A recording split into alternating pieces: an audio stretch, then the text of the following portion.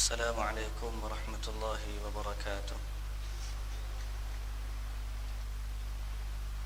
Bismillahirrahmanirrahim. Alhamdulillahi rabbil alamin. Assalatu wassalamu ala ashrafil anbiya'i wal mursalin, nabiyyina Muhammadin wa ala alihi wa sahbihi ajma'in. Rabbi shrah li sadri wa yassir li amri wahlul 'uqdatan min lisani yafqahu qawli. Amma ba'd.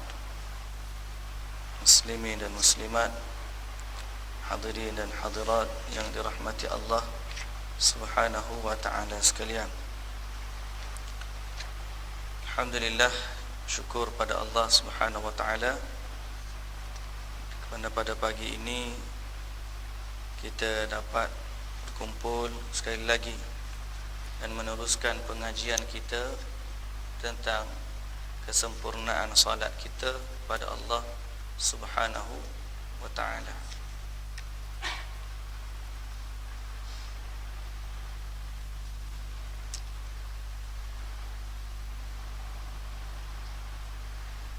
Pada hari semalam kita telah sebut tentang kewajipan menghadap kiblat, dan kita katakan bagi orang yang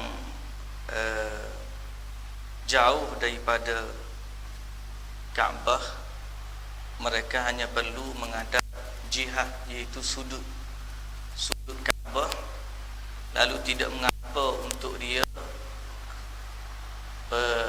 terpesong daripada Kaabah dalam keadaan sedikit dan juga dia tidak nampak Kaabah itu. Dan berkenaan dengan ini disebut oleh Syekh Abdul Aziz At-Tarifi, dia kata wa yastaqbilul qiblata wujuban fayusalli nahiyataha. Menghadap kiblat itu wajib, hendaklah dia menghadap kiblat kerana dia wajib, dan dia salat kepada nahiyatul qiblah, iaitu menuju ke arah kiblat. Dan tidak mengapa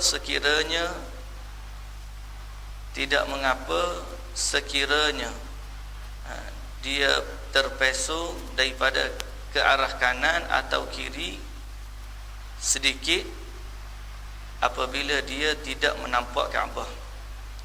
Kerana dalam satu hadis yang diriwayatkan oleh Ibnu Majah dan juga Al-Imam At-Tirmidzi, bahawa Nabi sallallahu alaihi wasallam bersabda, ma bainal masyriqi wal maghribi kiblah, di antara timur dan barat itu adalah kiblah,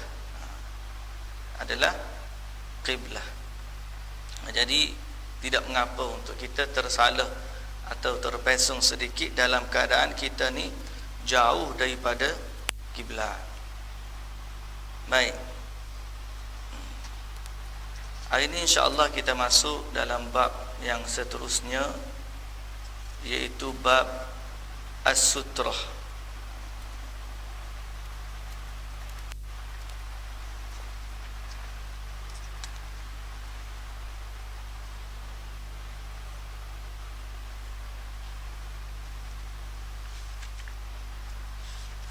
Baik,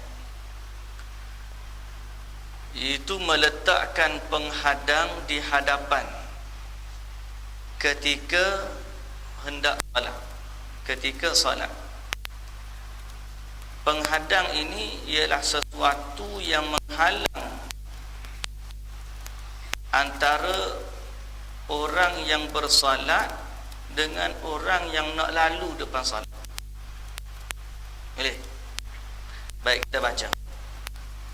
Hikmah dan falsafah. Ia bertujuan untuk memusatkan pemikiran orang yang sedang bersolat kepada ibadah solatnya tanpa diganggu oleh lalu lalang orang ramai. Selain itu, ia juga bertujuan membezakan antara orang yang sedang bersolat dengan orang di luar solat, agar tidak diganggu oleh unsur-unsur luar. Jadi hikmahnya ialah kita nak bezakan ini kawasan orang solat, ni orang yang tak solat. Hikmahnya juga ialah bagi orang yang bersolat, bila dia letak sesuatu yang menghalang orang lalu depan dia, maka itu menjaga kekhusyukan dia dalam solat. Bahkan dia menjaga munajat dia kepada Allah. Dan Nabi SAW bersabda dalam satu hadis, "Lau ya'malul mar'u ma baina yaday musalli lakan an yaqifa 40 khairan min an yamurra baina yaday." Kalaulah orang yang berjalan tu dia tahu apa yang ada depan orang solat, nescaya dia tunggu 40. Sama ada 40 hari, 40 bulan ke 40 tahun, lebih baik daripada dia lalu depan orang yang solat. Ini hikmahnya. Mana dalil yang mengatakan bahawa sutrah ataupun penghadang ini termasuk dalam kesempurnaan solat?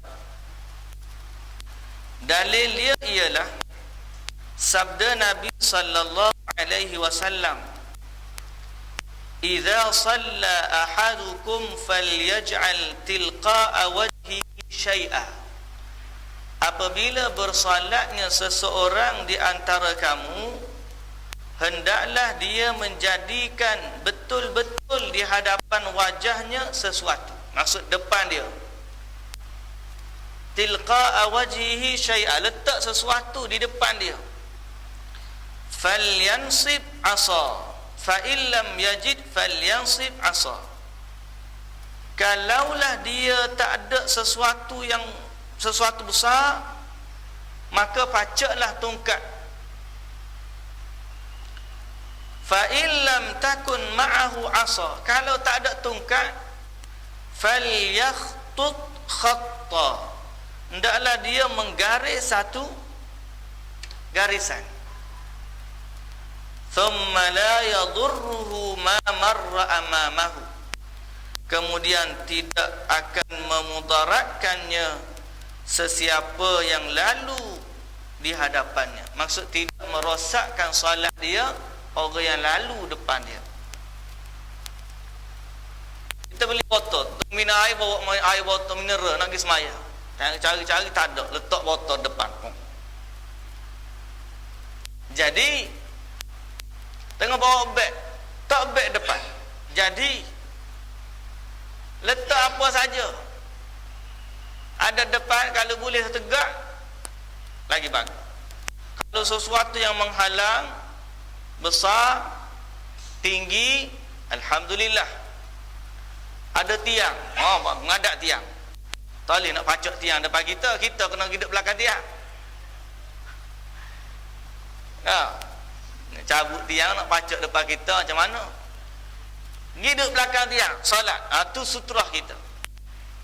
Kalau tak ada tiang atau tak ada beg besar, tengok mana-mana orang besar, lebih kurang saiz dia macam tiang.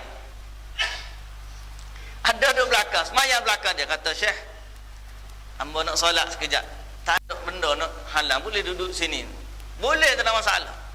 Atau dia duduk zikir, kata Syekh minta maya belakang ni, jangan bangun nanti orang lalu, boleh, orang pun boleh. Jadi sutrah, jadi penghalang dia. Kalau tak ada, cari sesuatu yang boleh pacak tinggi, kuruh tapi tinggi. Cari tiang mana, batang lidi ke, cocok. Batang lidi lembek lah pula. Batang panah ke, orang mana pacak. Tongkat ke, tongkat hak boleh pacak lah. Tongkat hak kalau ni, tongkat hak ada kaki pak tapak, nak hak berdiri, orang letak. Yang ketiga, kalau tak ada juga dalam hadis ni, maka falyakhtut khatta, barulah buat lain. Kira lain ni tarah hak rebah. Hak rebah ni tarah hak tak tinggi, rebah. Kalau hak rebah ni paling tak ada, letaklah. Tapi kalau boleh pacak, pacak dulu. Kalau ada hak besar, dahulukan dia. Sebab Nabi SAW sebut begitu dalam hadis. Hadis riwayat Imam Abu Daud, Imam Ahmad dan juga Ibnu Hibban. Ibnu Hajar mengatakan hadis ini hasan. Baik. Jika terdapat perbincangan, jika hadis di atas terdapat perbincangan tentang sahih dan dhaifnya. Hadis itu ada kata sahih, ada kata dhaif. Ada kata sahih, ada kata dhaif. Baiklah. Kalau kata di situ ada pertikaian. Sebab setengah orang yang mengatakan bahawa yang garis tu dhaif. Paling-paling kita letak tinggi. Lain ni ada yang kata dhaif berdasarkan riwayat tadi. Tapi ada yang mengatakan juga hasan. Ibnu Hajar mengatakan hadis itu hasan. Ibnu Hibban kata hadis itu sahih. Wallahu ta'ala alam. Baik, andai kata ada orang yang menerima pandangan dia adalah dhaif dan lebih dia mentarjihkan pendapat yang dhaif, maka paling-paling kita kena letak benda yang tinggi. Kursi, rehal, benda yang tinggi, tegak, supaya orang nampak. Kalau rebah kadang-kadang orang tak nampak. Boleh?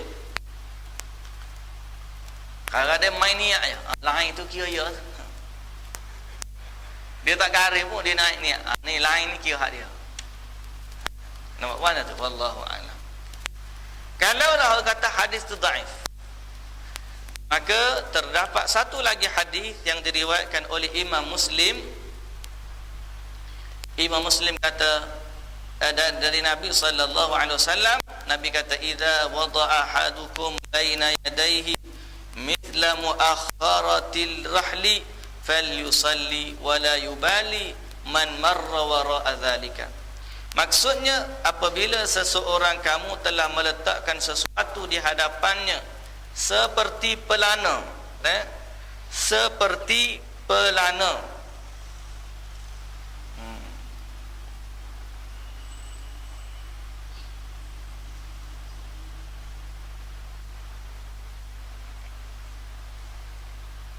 seperti pelana perjalanan, maka bersalatlah, serta tiada perlu lagi mempedulikan sesiapa yang berjalan di belakang hadangan tadi.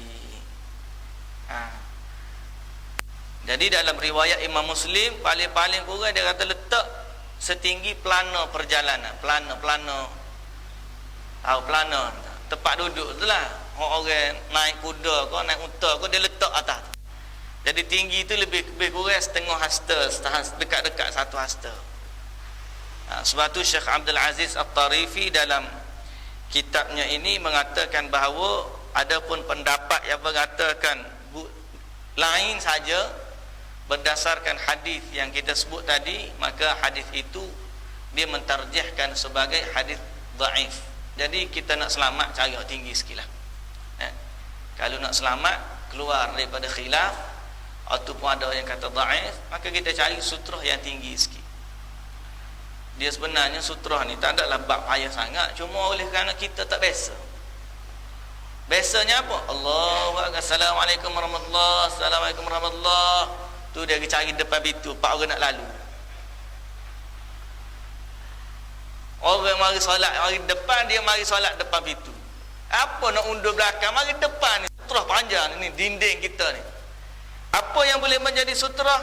Sawa'an amudan, tiang, au haitan, dinding, au rajulan, orang, au dabatan, binatang, au syajaratan, pokok, atau apa saja yang berbentuk dan tinggi. Kursi, rehal. Orang Arab tu kalau di Mekah ke Jeddah kalau kita pergi, kadang-kadang dia ada satu kayu, dia buat macam kayu tu, ada tapak, ada papan sekeping, tinggi sehasta, ada tapak, ada papan. Orang Malaysia lagi ke, dia tengok gapo ni, dia tak tahu sebab dia tak biasa guna dan tak ada dalam hukum solat dia begitu.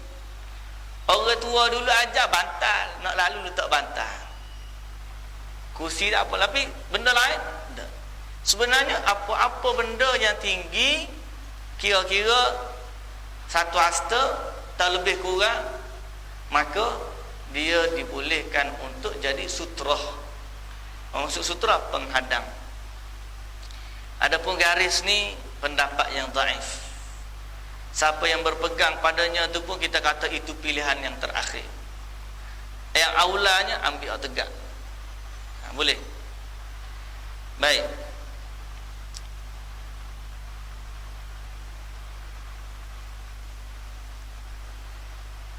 Kemudian kita baca lagi. Jarak yang ada, dia kata jarak ni. Kita baca panin jarak. Perbezaan ijtihad hukum meletakkan sutrah. Sekumpulan orang mentashihkan hadis, manakala sekumpulan lain melemahkan hadis. Bab sutrah ni. Yang kedua, berbeza dalam menentukan perintah dalam hadis yang menyuruh penghadang ini sama ada membawa erti wajib atau sunat. Jadi hukum sutra ni ada dua perbezaan. Perbezaan pertama, ada ke tidak? Maka yang mengatakan dia hadis yang sahih, kata ada. Yang mengatakan hadisnya dhaif, kata tak ada. Kemudian yang kata ada pula berbeza. Satu kata ada itu wajib, kemudian yang kata ada itu sunat. Akibat dari dua hadis ini dan beberapa hadis lain yang menyokong, maka berlakulah perbezaan ijtihad dalam menentukan hukum meletakkan sutrah. Maka secara puratanya, kita katakan bahawa secara kesimpulannya, puratanya, ulama bersepakat bahawa meletakkan penghadang di hadapan ketika ingin salat adalah sunat serta tidak sampai ke tahap wajib. Ini kerana mereka mendapati dalil-dalil lain yang menjadi qarinah, lalu dengannya hukum wajib bertukar menjadi sunat. Bertukar menjadi sunat. Apa yang mengatakan menjadikan dia qarinah dia tu? Yang pertama, tak ada nas yang mengatakan bahawa Nabi senantiasa melakukannya. Dan yang kedua, sabit juga daripada Nabi bahawa Nabi pernah meninggalkannya. Dan yang ketiga, para sahabat pun radhiyallahu anhum dilihat tidak begitu memberatkannya, tidak begitu memberatkannya. Baik.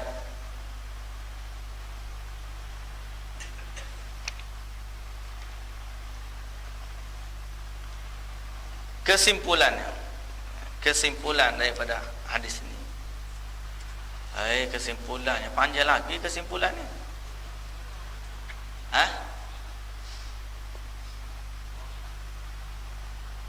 Apa hilang? Orang qarinah. Qarinah. Apa maksud qarinah? Qarinah ni kaedah usul kata begini. Apabila datang sesuatu perintah daripada Nabi, maka perintah ini asalnya wajib. Nabi suruh ni, mana boleh main-main. Bila Nabi suruh, wajib buat. Kecuali ada sesuatu qarinah, tanda, ataupun kita sebut sebagai sesuatu perkara yang menunjukkan bahawa perintah itu tidak wajib melainkan sunat. Boleh faham? Asal pada perintah ni wajib, melainkan ada sesuatu yang menjadi tanda bahawa dia adalah sunat. Boleh?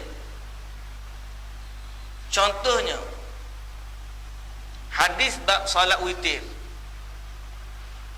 Sebahagian ulama kata salat witir ni wajib. Mazhab Syafi'i kata walaupun Nabi perintahkan salat witir ni wajib, tapi bila orang tanya hak masuk Islam tu, dia baru tanya, ya Rasulullah, aku nak buat gapo? Nabi kata musalat 5 waktu sehari semalam. Lepas tu gapo? Nabi pun ajar dia rukun Islam tu. Kemudian dia kata, demi Allah aku tak akan tambah daripada ni dan aku tak akan kurang. Nabi kata aflaha in sadaq. Kalau dia betul buat gitu, maka dia berjaya masuk syurga. Dalam hadis tu Nabi kata salat 5 waktu je wajib. Maka yang perintah witir tu jadi sunat. Maka hadis tadi menjadi qarinah, tanda bahawa yang perintah witir tu adalah sunat. Boleh faham? Sekarang ini sutrah. Nabi kata siapa yang bersolat di kalangan kamu, Nabi SAW kata siapa yang bersolat maka hendaklah dia meletakkan sesuatu di depannya. Bila meletakkan sesuatu di depannya, perintah wajib. Perintah ni asalnya wajib.